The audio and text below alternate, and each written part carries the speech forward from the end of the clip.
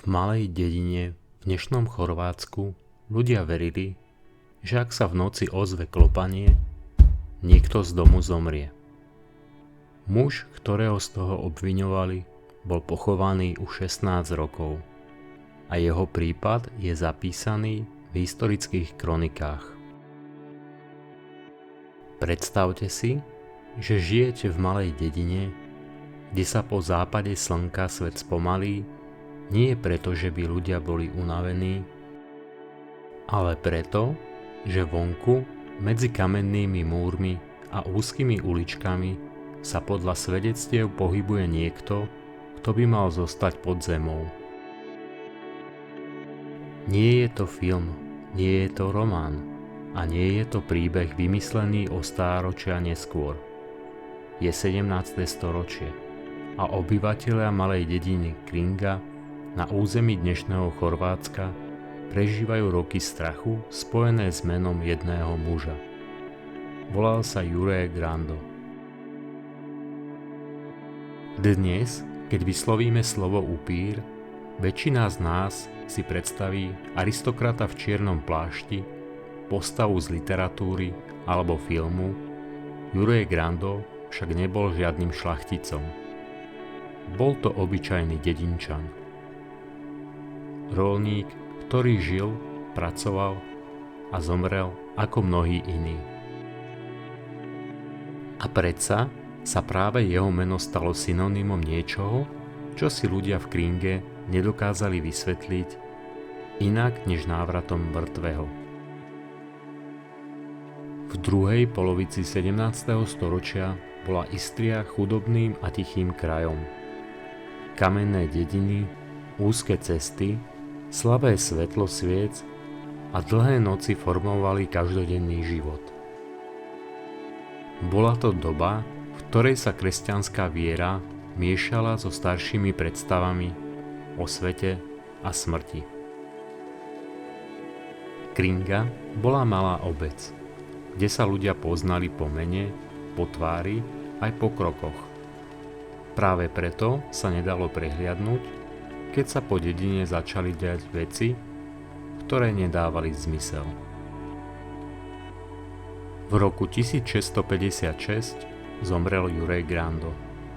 Nevieme presne, na čo zomrel, nevieme, či to bola choroba, úraz alebo vek. A práve to je dôležité. Jeho smrť nebola podozrivá, nebola výnimočná. V tom čase nič nenasvedčovalo tomu, že by sa jeho príbeh nemal skončiť pohrebom. Bol pochovaný podľa kresťanských zvyklostí. A tým sa jeho príbeh mal skončiť. Lenže neskončil. Krátko po jeho pohrebe začali v Kringe zomierať ľudia. Nie naraz, nie hromadne. Smrť prichádzala pomaly, jednotlivo, po nociach. A za každým jej predchádzalo to isté. Tiché klopanie na dvere. Keď niekto otvoril dvere, nikoho nevidel. No o niekoľko dní neskôr zomrel. Práve táto pomalosť bola desivá. Po každom zaklopaní neprišla smrť hneď. Prišla o pár dní neskôr. Ľudia si začali spájať udalosti. Rozprávali si ich medzi sebou a v dedine, kde sa každý poznal, sa postupne začalo vyslovovať jedno meno.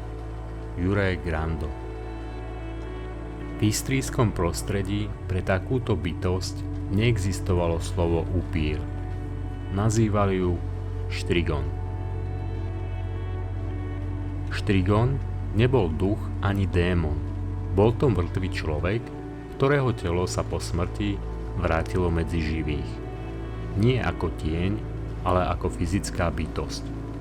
Chodil stále pri domoch a klopal na dvere.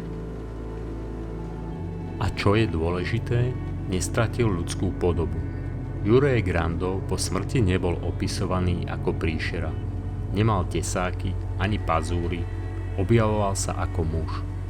Ako človek, ktorého bolo možné spoznať. V očiach dedinčanov to nebolo niečo. Bol to stále Jure. Jedna časť príbehu sa netýka celej dediny, ale jedného domu. Podľa dobových svedectiev sa Jure Grando po smrti vracal tam, kde žil ako živý muž. Pre ostatných bol hrozbou z diaľky. Pre jeho manželku bol každodennou prítomnosťou. A práve v tom je rozdiel.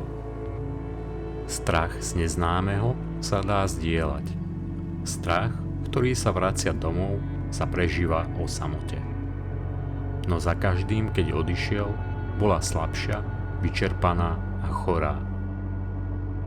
Vedela, že jej manžel je mŕtvy a predsa sa k nej vracal.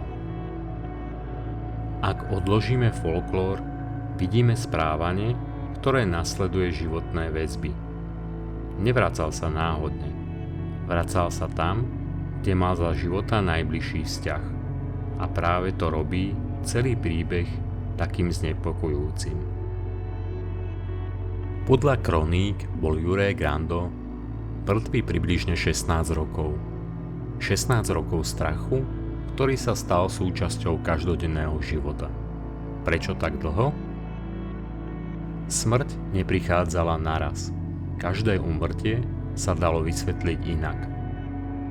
A nikto nechcel byť tým, kto ako prvý otvorí hrob a poruší pokoj mŕtvych. Až keď sa strach stal trvalým, padlo rozhodnutie konať. Podľa vtedajších zvykov sa verilo, že návraty mŕtvych možno zastaviť len zásahom priamo na tele. Modlitby, svetená voda ani cirkevné obrady sa v takýchto prípadoch považovali za neúčinné.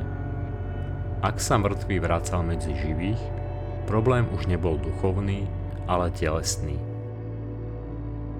Nešlo o oficiálny cirkevný obrad, ale o ľudovú prax, ktorá prežívala mimo učenia cirkvi.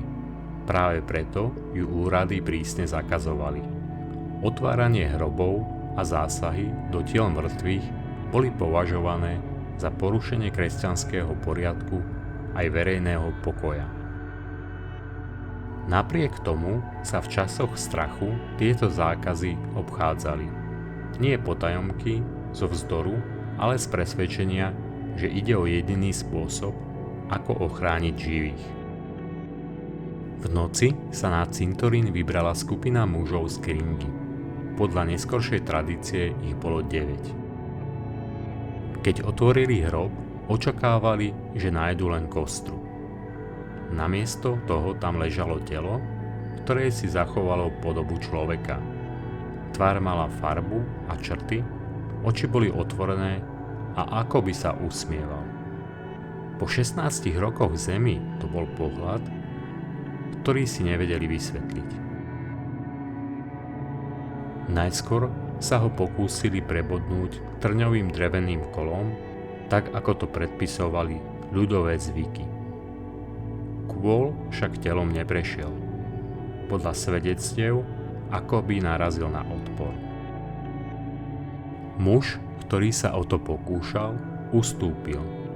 Nie pre fyzickú námahu, ale pre strach.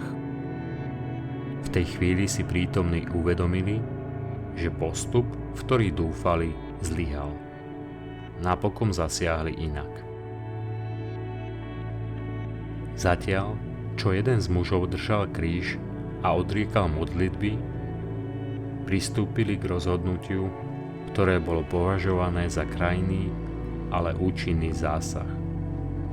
Juremu Grandovi bola sťatá hlava. Podľa dobového záznamu z tela vytriskol prúd čerstvej krvi. Detail, ktorý na prítomných zapôsobil silnejšie než samotný pohľad na neporušené telo. Po tomto akte sa klopanie skončilo.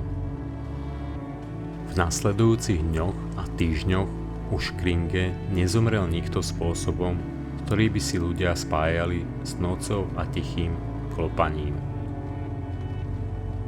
Dvere po zotmení zatvárali stále, no už neboli strážené so strachom. Tento prípad by sa mohol stratiť v zabudnutí. No zapísal ho Johann Weichard Valvazor, významný učenec 17. storočia, historik, kartograf a člen britskej kráľovskej spoločnosti. Vo svojom diele Sláva vojvodstva Kranského z roku 1689 zaznamenal prípad Jurého Granda nie ako legendu, ale ako udalosť, ktorú považoval za hodnú zaznamenania. Práve vďaka tomu dnes vieme, že tento príbeh nepatrí do románov, ale do dejín. Juraj Grando nie je démon ani výmysel, nie je postavou z literatúry. Je to muž, ktorého meno poznáme z historických záznamov, muž, ktorý žil, zomrel a podľa svedectiev svojej doby sa po smrti vrátil. A práve preto je jeho príbeh dodnes taký znepokojujúci, pretože sa odohral medzi skutočnými ľuďmi, ktorí mali mená, rodiny a každodenný život. Na skutočnom mieste, v dedine, ktorá nepatrí minulosti, ale existuje dodnes, v Kringe, v dnešnom Chorvátsku. Keď dnes týmto miestom prechádzate, pôsobí pokojne. No niektoré dvere sa tam v noci stále zamykajú dvakrát. Nie zo zvyku, ale zo spomienky. Ďakujem, že ste sa so mnou vydali na cestu za príbehmi, ktoré prežili stáročia. Teším sa na vás pri ďalšom tajomnom príbehu. Ak sa ti páči objavovanie zabudnutých mýtov a temných legend, podpor kanál Záhady neznáma odberom a lajkom. Ďakujem.